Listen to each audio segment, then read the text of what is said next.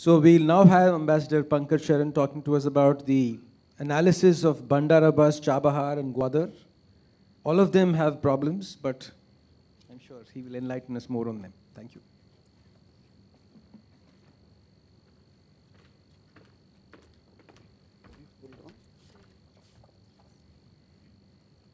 How do you put it on? Oh, great, okay. Okay. Right, thank you very much. Good morning and welcome to all of you. Thank you so much. Before I talk about the nodes, I want to just briefly remind ourselves of the history of the INSTC. Two elements of that come to my mind. Number one is the compelling logic of the corridor. And the second is the foresight which went into the creation and the ideation of the corridor. So when we look at the compelling logic part of it, it combines the issues of distance, cost saving, and time saving.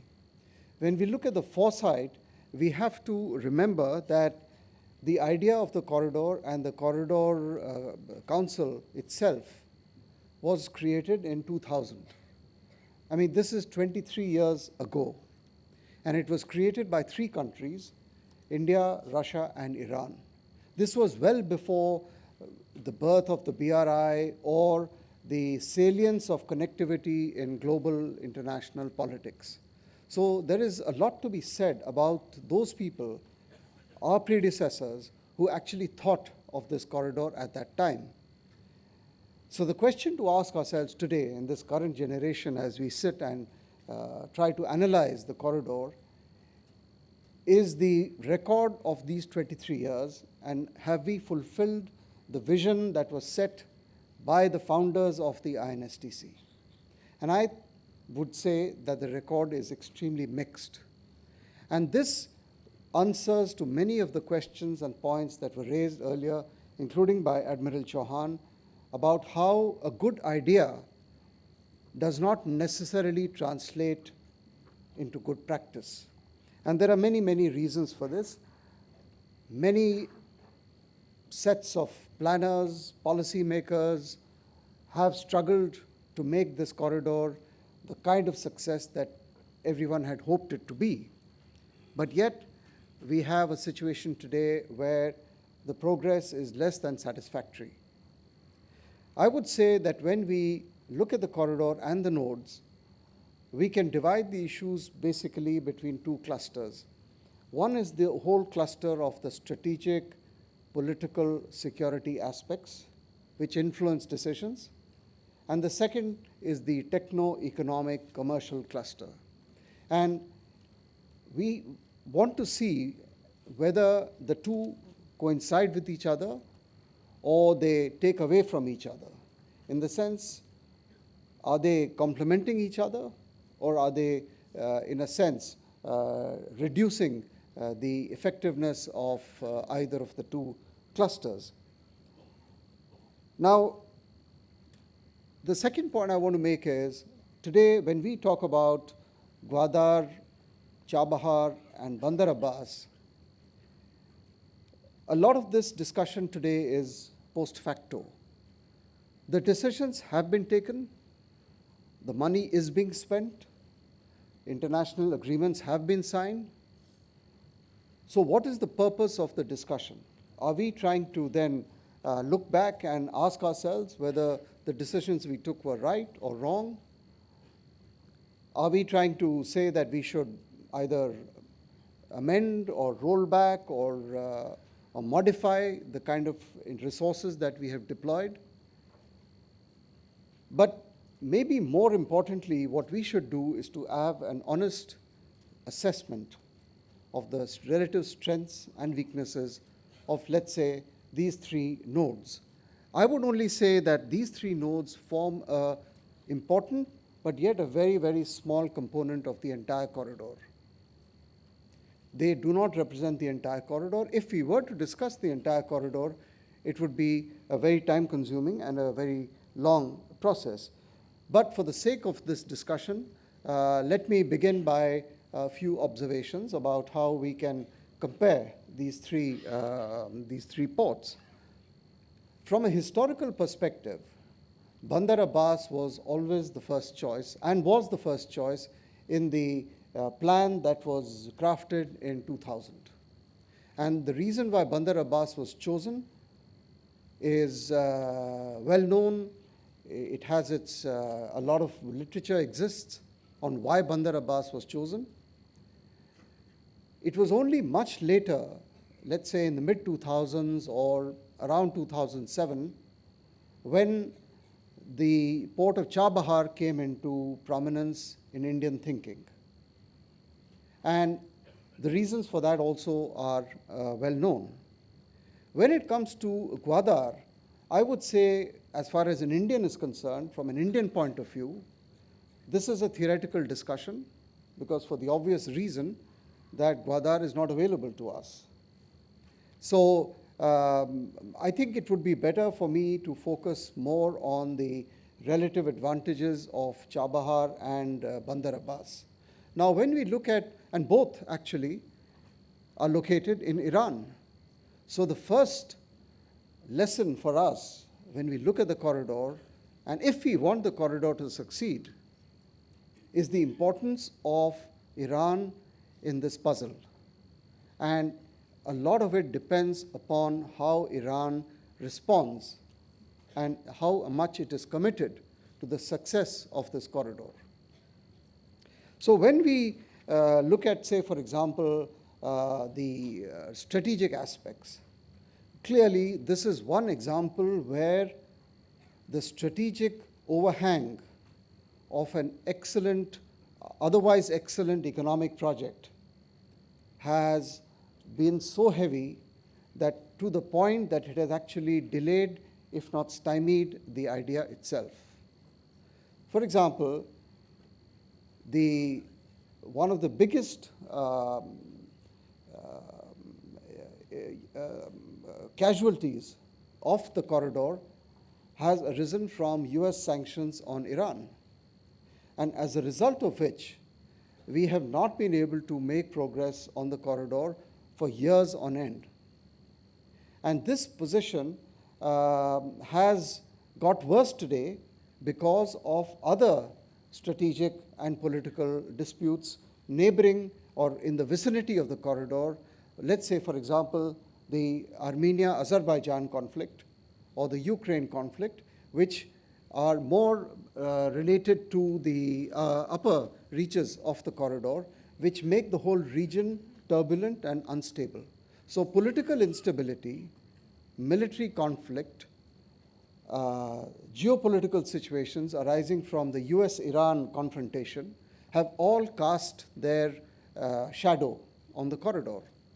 Now, from a techno-economic point of view, Bandar Abbas actually is a preferred destination for being a part of the corridor because it is an older port. It is more than 90% of Iran's traffic goes through Bandar Abbas. And it is linked and it is much closer to the Iranian hinterland and to the Iranian economic centers. It is much closer to the Caspian Sea, so multimodal transportation becomes easier.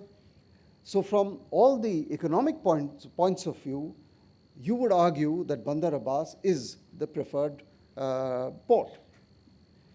On the other hand, you have another problem with Bandar Abbas, which is that it is on the horn of the Strait of Hormuz, and therefore is again extremely vulnerable to geopolitical contestation and political instability. So that is an inherent weakness of Bandar Abbas. But the primary focus of Bandar Abbas was to provide that first point of entry into Iran so that trade and traffic could flow from there into the Caspian Sea. I am not even coming, and I don't want to waste time, but I just want to flag the point that even on the multimodal part, there is a really serious issue of the missing link between Rasht and Astara on the Iranian-Azerbaijan side. Apparently, I'm told, it is not going to be easy to build a railway link there because there is a missing link of about 80 kilometers, which goes through extremely fertile rice fields, and it will be extremely difficult for the government of Iran to acquire this land to build this rail link. Now, when we come to the second port, which is Chabahar, Chabahar, the fundamental premise and the fundamental objective of Chabahar, unlike Bandar Abbas, was to use it as an entry point both to Afghanistan and to Central Asia. So if you look at the map, you will find that Bandar Abbas is westward, Chabahar is eastward, and Chabahar would enable us to get this access to the landlocked parts of Central Asia and Afghanistan. And which is why, so therefore, one could argue that Chabahar and Bandar Abbas are not mutually exclusive. They complement each other. And as an Indian, we would like both to be a part of the corridor. So we've had this discussion with the Central Asians and with Iran, but the official inclusion of Chabahar in the INSTC, I'm not quite sure whether it's done or not. It's a matter of detail, but I know that insofar as India and Central Asia are concerned, agreement has been reached on the usage of Chabahar. Now, apart from this advantage of Chabahar, which is the locational geographical advantage, the other advantage is that it is off the Strait of Hormuz. It is on the Makran coast, it is on the Indian Ocean, next to the lines of communication. So therefore, it is safer and more secure from a strategic point of view.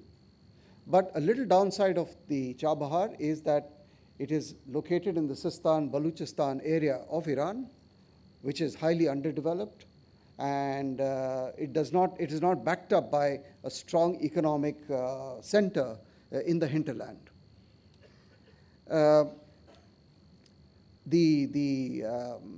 The other aspect of Chabahar, of course, is that the other advantage of Chabahar is that it is a deep port, 16 meters, I believe, but it is much less used.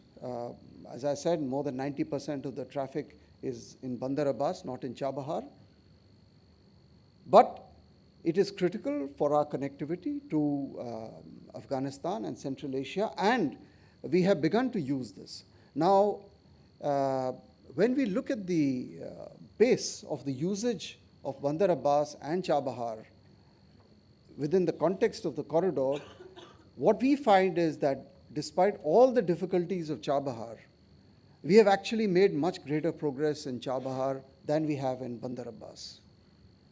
And this is because of developments and emergency situations in Afghanistan and in Central Asia. It is also because we have spent extra effort in trying to get the Indian operator there, trying to get the Indian cranes into Chabahar.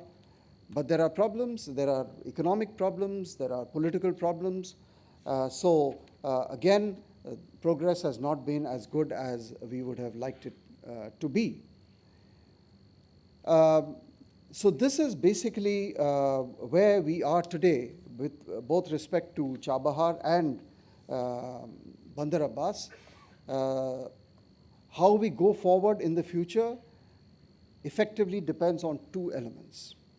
One is the global and the regional political and military situation, and secondly, and importantly, equally importantly, the economics of the corridor. And all of us who have dealt with the corridor have always come up with this one obstacle or this one wall, that the reality is that the volume of the trade that will be using the corridor is so small that it does not attract the attention of those who will use the corridor. The freight forwarders, the merchants, the business houses, they are still not using the corridor because the volumes are simply not there. Do we have a projection for the next 10 years or 20 years? Will the volumes go up? It is possible they may go up. As I said, the logic is compelling, but the reality says something else. So we have made progress in terms of, as I said, the hard infrastructure, even the soft infrastructure. When we talk of processes, India signed the TIR Convention in 2017. So we tried to make this more seamless. We have done trial runs along the corridor, but yet industry and trade is not biting the corridor. And this is a fundamental problem over which governments have little control. So, as I said, it's a great idea, but there is a lot of work to be done. But from a strategic perspective, I think it is important that we play both Chabahar and Bandar Abbas and build on both of them, address each of them in their own manner, and move forward. Of course, the INSTC today has competition in the form of the IMEC corridor, although the alignments are different, but there is a whole different set of ports which have been identified within the IMEC. So we have to see how, and there is complementarity between both corridors. It should not be assumed that they compete with each other, and they could actually complement each other. But the most important is that from an Indian perspective, both we have enough bandwidth and enough growth potential for the next 10, 20 years to use both corridors if we are going to double or triple our GDP, and if most of our trade is going to be seaborne. We need more of everything. We do not and must not ever consider that we have we need to make a choice between either this or either that. We need both corridors, and we must persevere and continue because there are important strategic objectives to be achieved. As I said, in Chabahar, obviously I have not mentioned it, everyone knows it here, that one of the reasons why we have been using Chabahar is to sidestep Pakistan. So that again is a kind of a given, more or less, in the near future. For us, we don't know what may happen tomorrow, but as far as today is concerned. So I would say this is where we stand vis-a-vis both ports, and we must continue to push, even though there are surprises which may come our way and over which we may not have control. And it is appropriate that we are discussing this at a time when we are in the midst of a huge blowout in the Middle East theater between Israel and the Hamas, where all assumptions on which many decisions were taken seem to have been thrown out of the window. And Iran suddenly, all of a sudden, and all eyes are focused on Iran and on the Gulf and on that region to see whether we are going to be able to tide over this huge, massive global crisis, or are we at the brink of something which could be much worse than we have imagined. So the corridors are subject to these kinds of political risks, and this is something we have to always keep in mind. So I'll end there, and if there are any questions, I'll be happy to answer. Thank you so much. Thank you very much, Mr. Pankaj Saran. So I'm just glad to tell you that there is some movement on Chabahar. The traffic has improved in the last 1 year. And during the recent Global Maritime India Summit, a large number of countries from the CIS, the Central Asian countries, were part of this Chabahar roundtable, and they all expressed interest in becoming part of it. But of course, then overtaken by the events in the Middle East after that. So thank you very much. I think I'll now give the mic to Divya. Thank you so much, sir. Ladies and gentlemen, before we listen to Ms. Sarah Story's presentation, we'll have a quick tea and coffee break, which is served right outside the foyer area. And I would request everyone to please reassemble at 10:40 hours sharp for the special address by the Honorable Finance Minister of India, Srimati Nirmala Sitaraman. And then we'll resume the session. Thank you, everyone.